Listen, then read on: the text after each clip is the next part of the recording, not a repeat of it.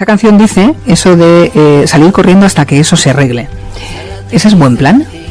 Yo creo que no, francamente creo que no. Creo que ninguna respuesta se encuentra huyendo.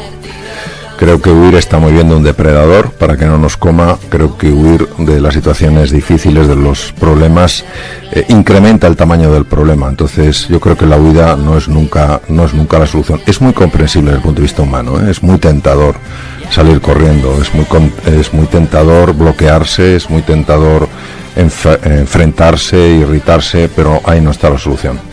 ¿Por qué un cirujano, miembro de la Academia de Ciencias de Nueva York, de la Asociación Americana para el Avance de la Ciencia, decide un día dedicarse a esto? Bueno, vamos a ver, yo creo que los cirujanos tenemos la oportunidad, por llamarlo así, de encontrarnos con situaciones límite, tanto a nivel emocional como a nivel psicológico. Es decir, un cirujano tiene que ser capaz de mantener su equilibrio, de mantener su foco, de mantener su resistencia en situaciones muy complicadas, donde las decisiones tienen un impacto enorme, tiene que tener un enorme aguante físico. Hay cirugías muy largas, de más de 9 horas, donde tienes que estar de pie, no vas a ningún lado, no vas al baño, no vas a ningún lado. Y todo esto realmente te ayuda mucho a entender el mundo afectivo. Por otra parte, cuando un enfermo tiene que ir a quirófano, su situación emocional es una situación de muy intensa. La sensación de vulnerabilidad, nos podemos imaginar lo enorme que es, ¿no? Para anestesiar a esa persona, va a perder el conocimiento, va a poner toda su confianza en ti y en el equipo, y en el equipo anestesista, todo el equipo de cirugía. Y saber entender ese mundo emocional, esas fluctuaciones emocionales, saber intervenir de una forma positiva para que ese enfermo entre a quirófano con confianza, con serenidad, con la ilusión de que se va a recuperar, es de una importancia excepcional. Entonces, hay otras especialidades de la medicina que, siendo igual de bonitas, a lo mejor no ponen en situaciones tan límite ni a los enfermos ni a los profesionales de la medicina en este caso. Entonces, yo la verdad es que a mis 26 años de cirugía solo le puedo dar las gracias por lo que he aprendido sobre el mundo de las emociones, sobre lo que es la gestión de las emociones, sobre lo que es la grandeza humana.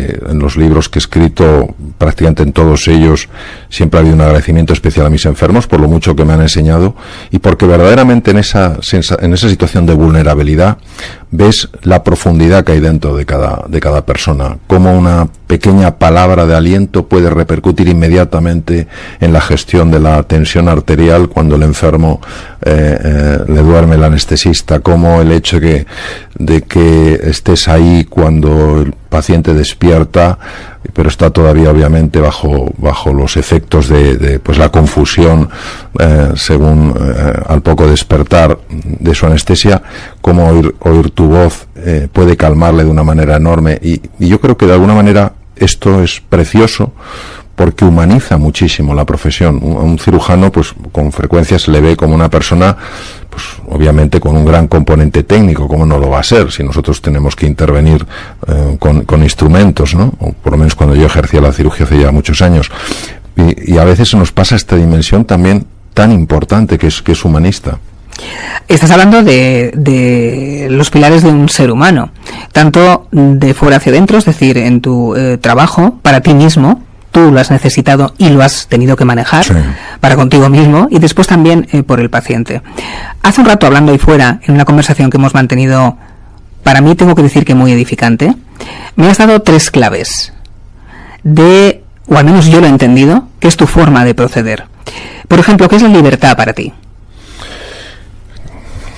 La libertad para mí es ser capaz de responder como tú quieres responder, independientemente de lo que a ti te llegue. Y me baso mucho en lo que decía Jean-Paul Sartre, ¿no? Libertad es lo que tú haces con lo que te hacen.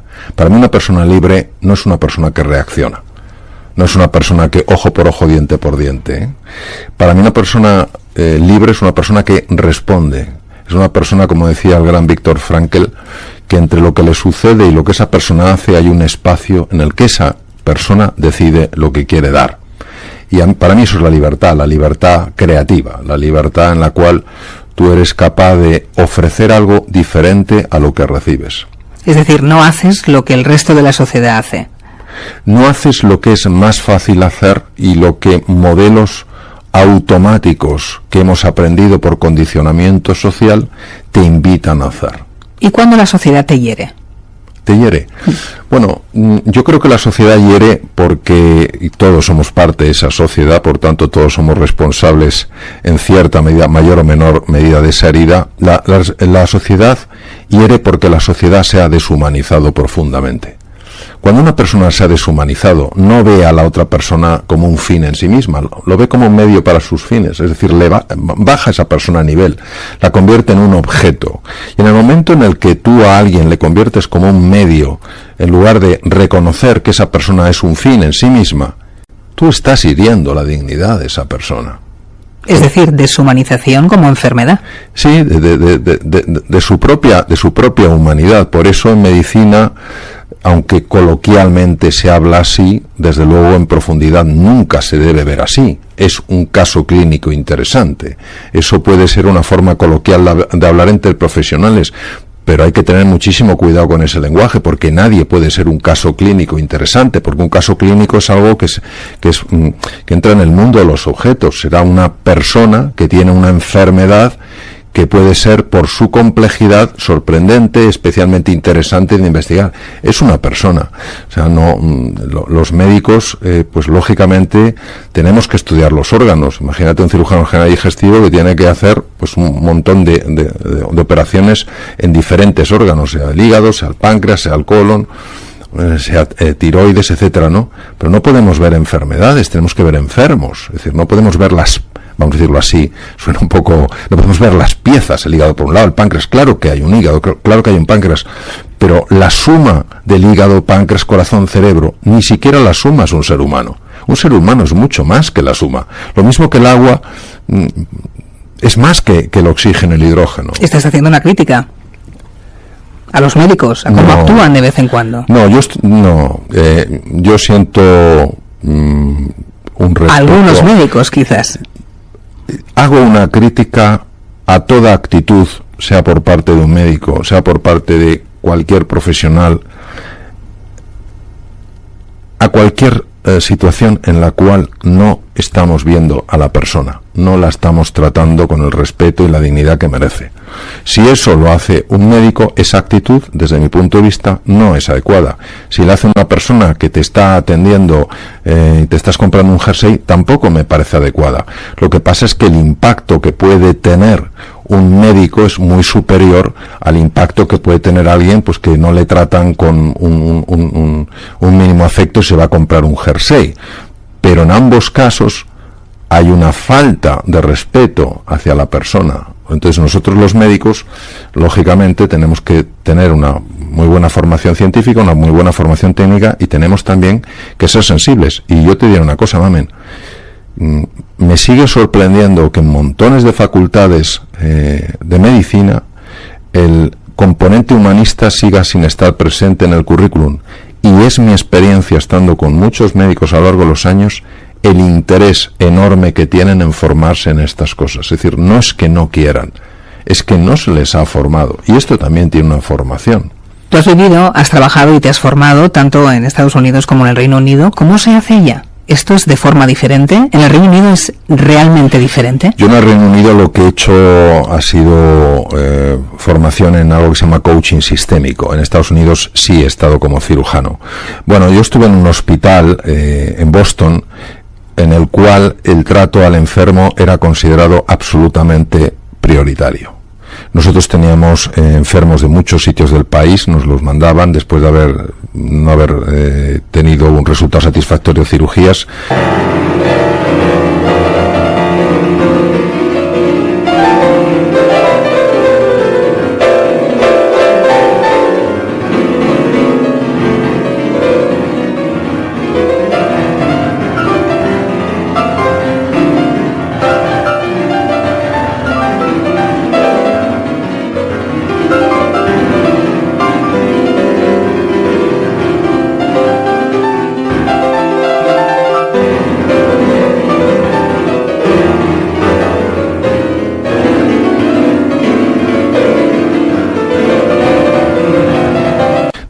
hospital era un punto de referencia en el país, y muchos enfermos estaban, pues lógicamente, cargando con una enorme mochila por todas las cosas que no habían funcionado, y venían pues con su tristeza, con su miedo, su desesperanza, su sensación de impotencia, su rabia, etcétera, etcétera.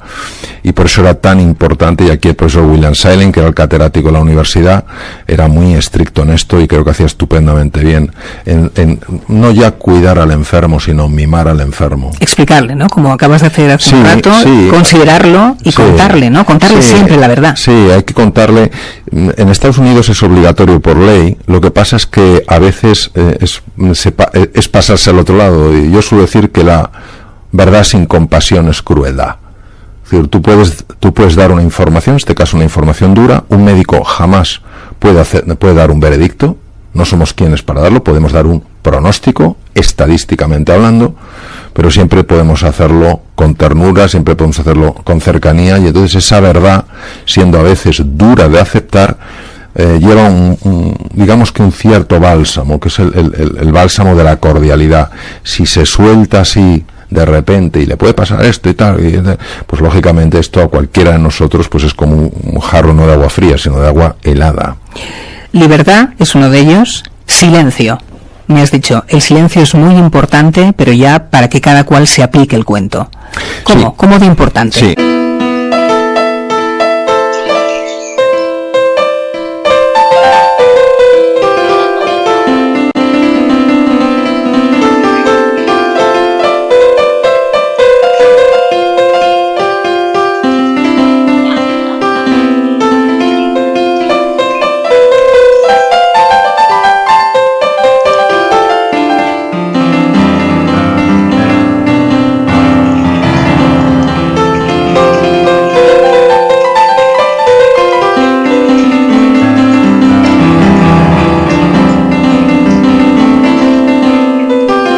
Bueno, es de una importancia extrema. Vamos a ver si lo explico desde distintos ángulos.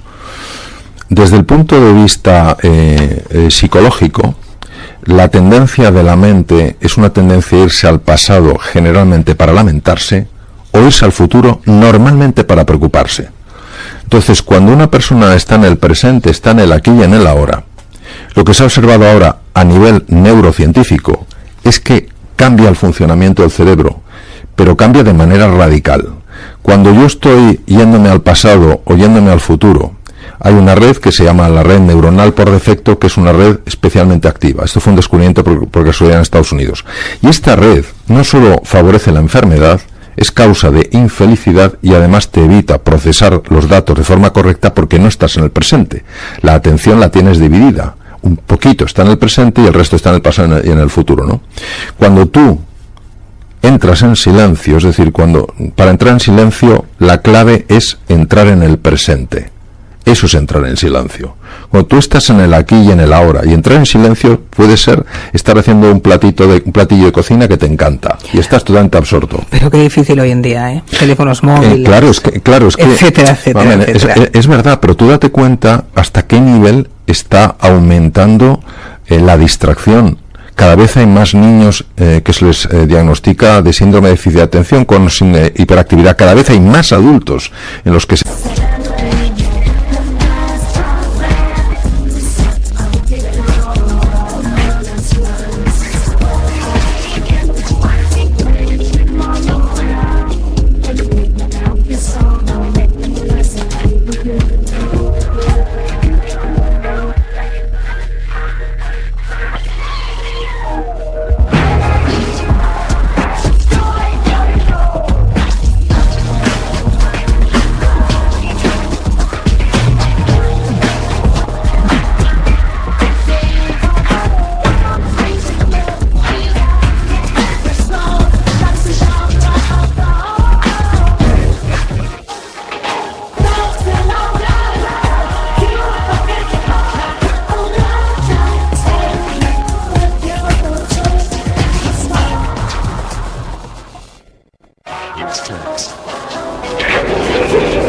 esto. Entonces, ¿qué nos vamos a dedicar? ¿Exclusivamente a medicar o nos vamos a ir al origen del problema? Claro, esa es una de las cuestiones, ¿no?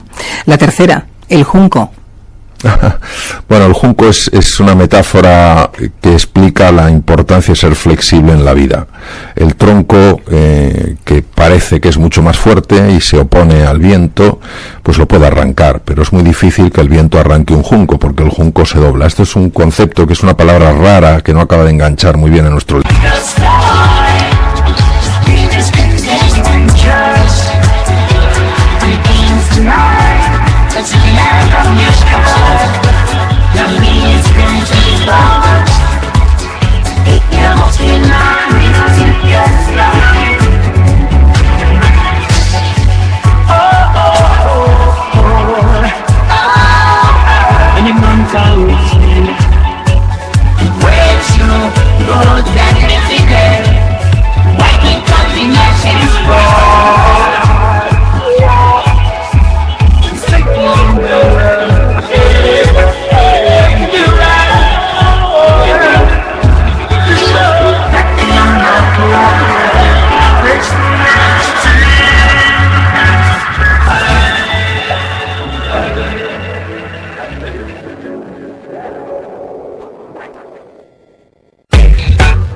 Nos queremos, lo duros que somos en nuestras caídas, muchas veces como la culpa y la vergüenza se convierten en la forma en la que nos consideramos cómodos. Parece mentira, es sentirnos cómodos en la incomodidad.